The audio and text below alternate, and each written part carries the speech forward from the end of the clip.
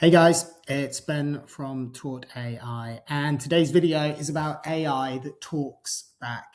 So if we think about how we want our teams, our staff, our colleagues to be using, a really important way about thinking about it is actually how we want the tools to work with them. That's the bit we can really have a lot of control over. I don't think you can stop your member of staff looking for a new job on Gemini while they're at work.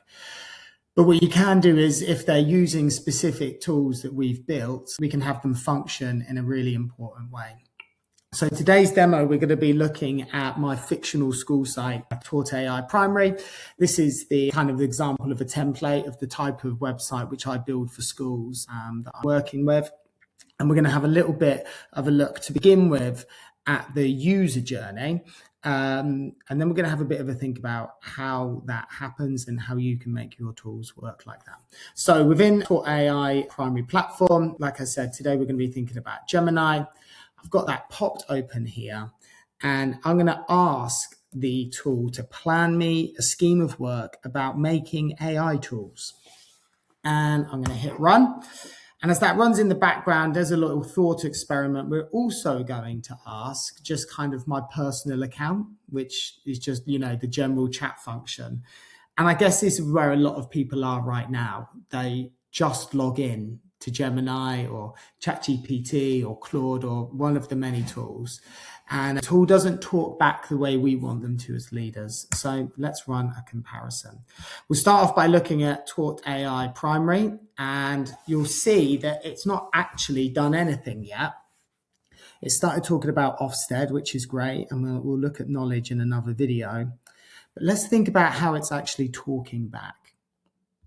So before it responds, it's actually asking me to clarify a few things: the subject and the topic, the year group, the duration, and really interestingly and quite relevantly, thinking about context, like who's in the actual classroom. And then it says to me, once you've done that, I'll actually be able to get to work and plan you a really nice scheme of work. So let's say this is IT skills. This is year 6.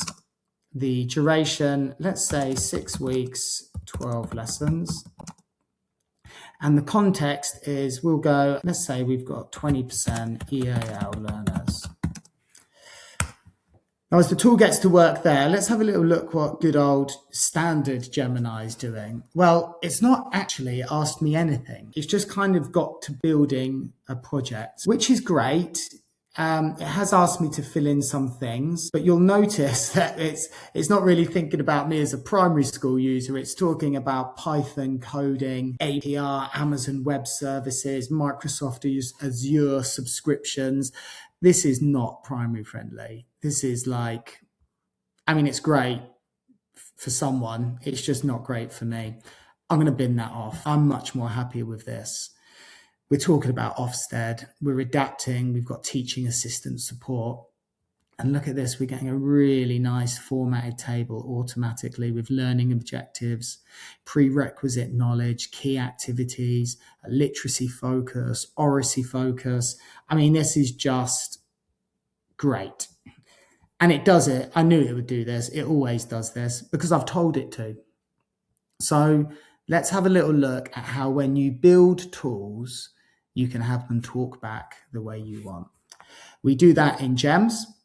And today we were talking about I wasn't really ready for this. We were talking about a scheme of work writer, weren't we? So sorry, I've got many tools.